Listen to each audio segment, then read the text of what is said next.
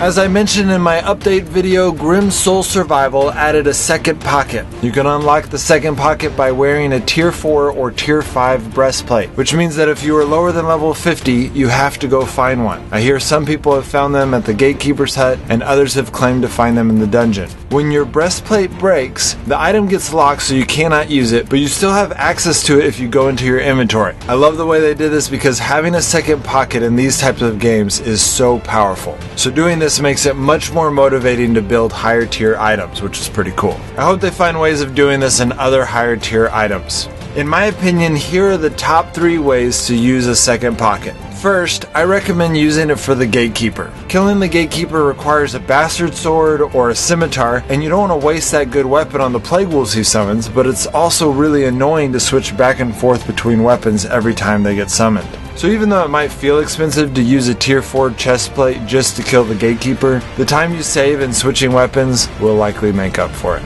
Second, I recommend using a second pocket to bring a couple of scrolls of terror with you the first few times you do the dungeon. There are a few instances in which you might get swarmed by several of these possessed guys, and having a scroll of terror on hand can buy you a lot of time. Lastly, I recommend keeping a tier 4 chestplate at your base so every time you go out to farm, you can store one extra item for your journey. Ideally, you would choose an item that you probably never have to use, but you want it just in case, because once you take it out, you can't put it back in. So for example, if you're traveling during the day and you think you'll be back before nightfall, it might be good to bring a torch in that slot. You probably won't need it, but it's nice to have one just in case. Another example might be when you're farming red zones with a bastard sword that has less than 33% durability. That's probably enough durability to finish farming the red zones, but it'd be nice to have an extra powerful weapon on hand just in case something crazy happens and you end up fighting a few extra damn knights.